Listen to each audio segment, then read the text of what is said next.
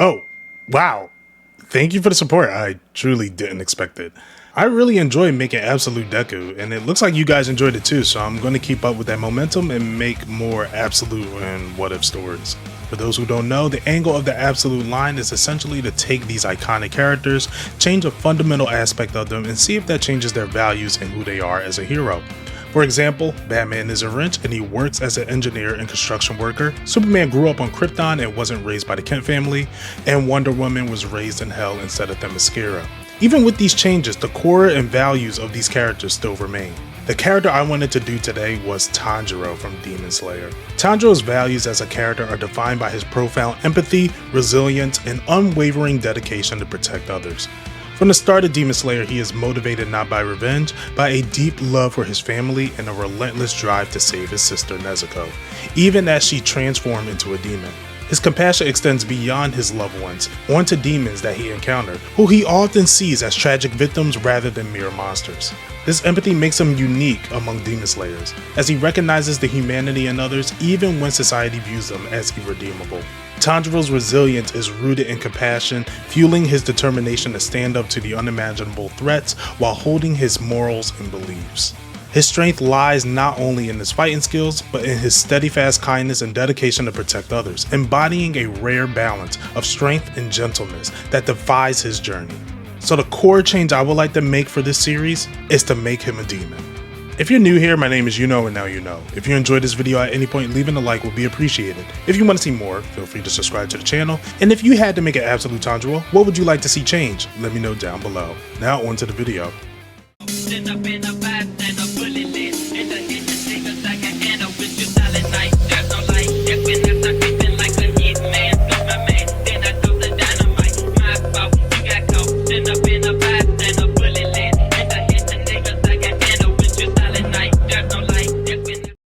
The beginning of the story will stay the same up until Tanjiro is running in the snow with Nezuko on his back. Nezuko will wake up and bite him on the shoulder. The pain will cause them both to fall off a cliff. Nezuko will then attack Tanjiro as he's doing his best to hold her back.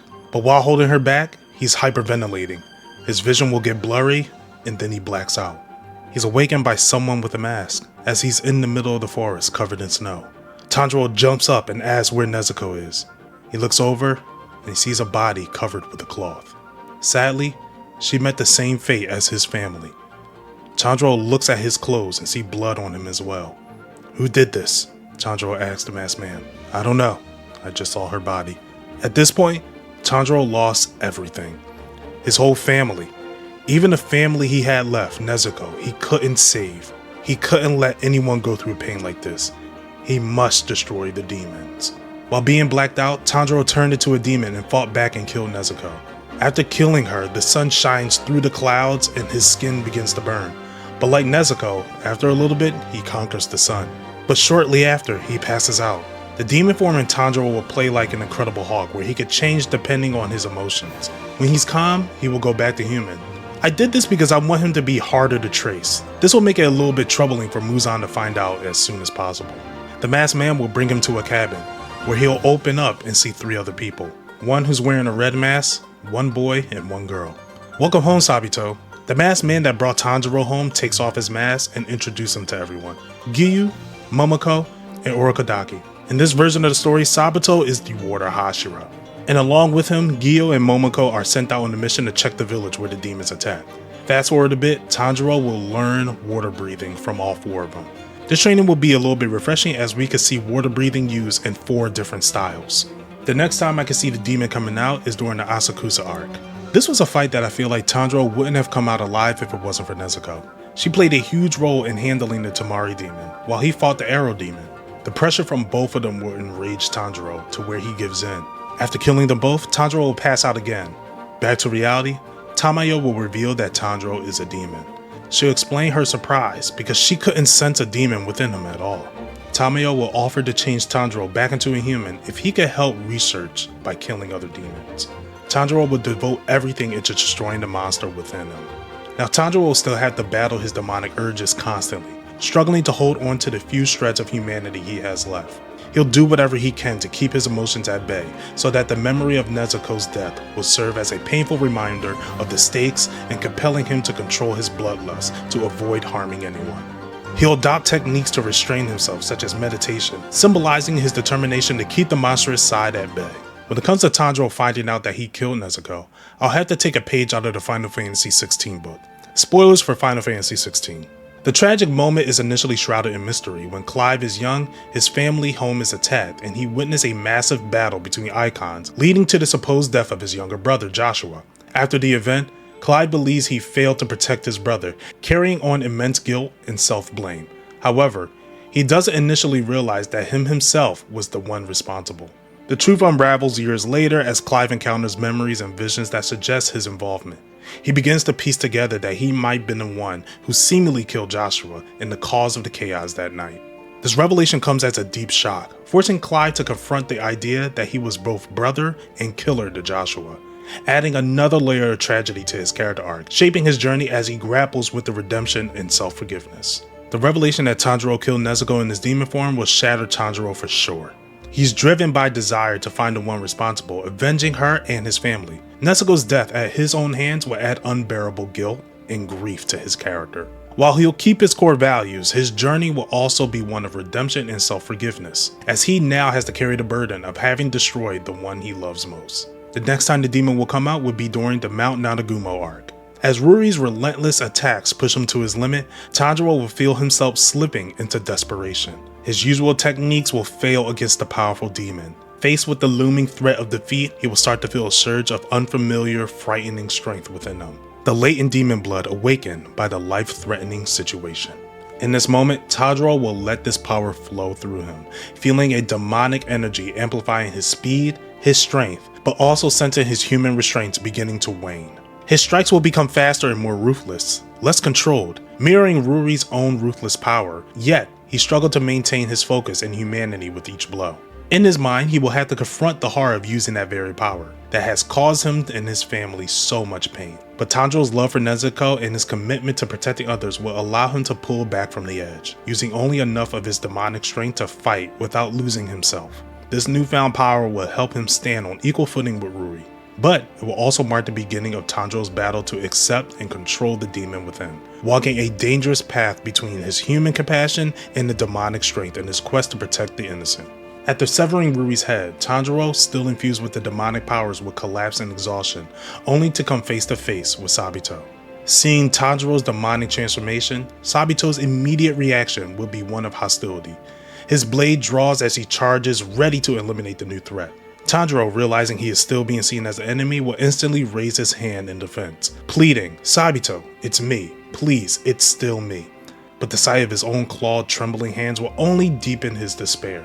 As Sabito closes in, Tanjiro will dodge his attacks, desperately trying to communicate, shouting that he has not abandoned his humanity, despite what he looks like. Tears will run down Tanjiro's face as he begs Sabito to listen, crying out that he will never hurt anyone, that his heart and his values still haven't changed. Finally, in a breaking voice, Tanjiro will confess, "Nezuko, she bit me. It's my fault she's gone." His voice will crack, guilt overwhelming him as he admits that he couldn't save her. And his transformation is the ultimate punishment. The raw grief and remorse in Tanjiro's words will halt Sabito, who sees the same kindness and sorrow in Tanjiro's eyes that he's seen when they first met. Slowly lowering his blade, Sabito would demand an explanation, and Tanjiro, between sobs, would explain how he's still fighting to protect others, that he still holds on to his human values despite the monstrous appearance. This moment of vulnerability and Tanjiro's tearful guilt over Nezuko will be enough to convince Sabito of Tanjiro's continued humanity. Although Sabito is still weary, he'll resolve to help him, and to prove that he can still serve as a protector, even as a demon. During the rehabilitation training arc, the Hashira are distrustful of demons, will see Tanjiro as a lost cause, if not a direct threat. Figures like Sabito, who has seen Tanjiro's humanity and promise, will stick by him, while others will likely argue for his elimination. This can make Tanjiro as a fugitive, forced to fight against the ones he called comrades. To keep the demon at bay, Tanjiro will wear a wisteria collar that can only be removed by Hashira, and Sabito will fully take responsibility for him. He must stick by his side through every mission. This will lead Sabito, Giyu, Zenitsu, Inosuke, and Tanjiro to the Mugen Train mission.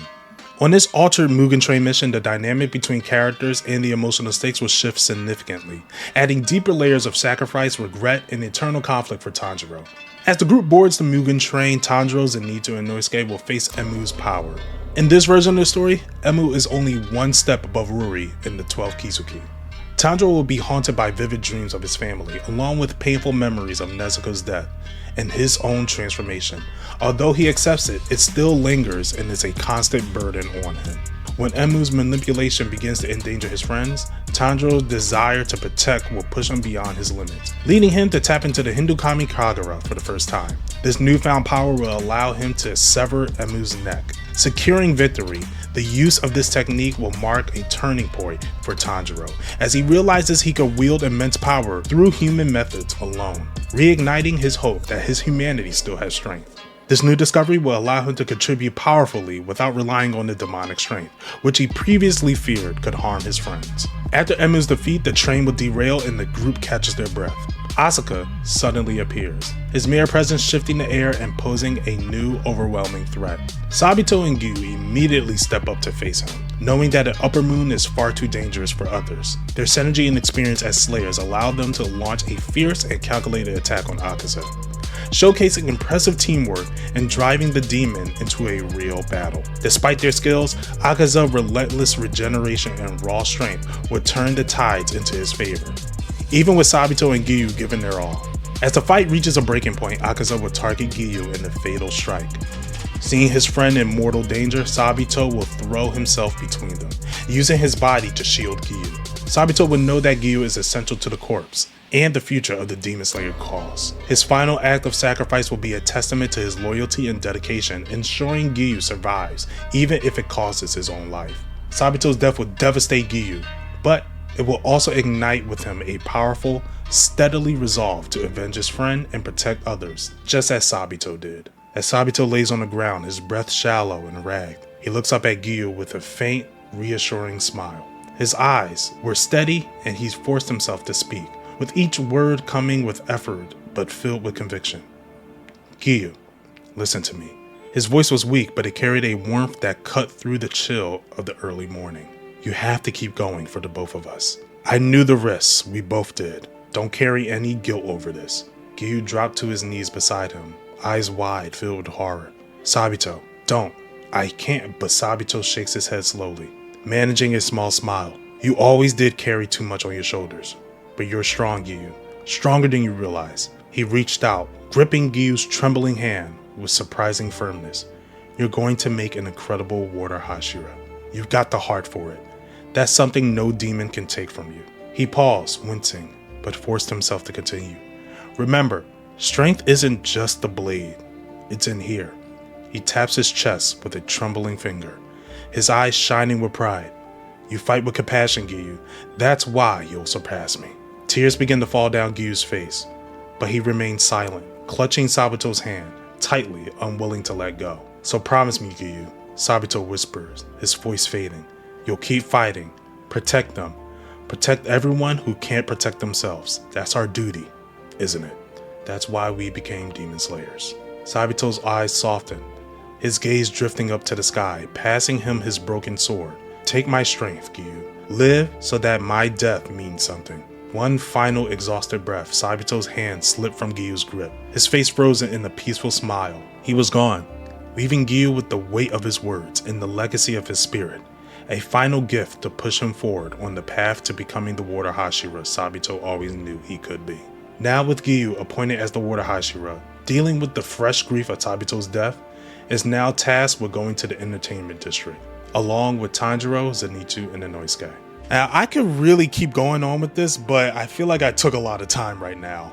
So if you guys want to see a part 2 of this, let me know down in the comment section below. I have some ideas swirling, so maybe I could put that into a script. With Tanjiro's journey being redefined by guilt and grief, Demon Slayer will have a much darker, more somber tone. His mission will no longer be about reclaiming his lost family members, but finding the peace and purpose after an unimaginable loss. The story will become an exploration of redemption, loss, and the cost of holding on to humanity in the face of monstrous transformation.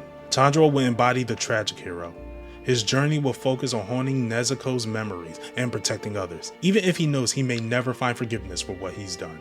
In the end, Tanjiro's legacy will show that even a cursed soul can fight to protect the innocent and make the world a better place, regardless of the personal cost. Thank you guys for watching. That's what I would do for an absolute Tanjiro. If you want to see a part 2 of this, let me know down below. And also, if you had to do an absolute Demon Slayer any character, what character would you pick and what would you change? I do have more absolute variants of characters, so if you guys want to see more, be sure to like the video and subscribe to the channel. That way you'll know when they come out. Until next time, you know where to find you now.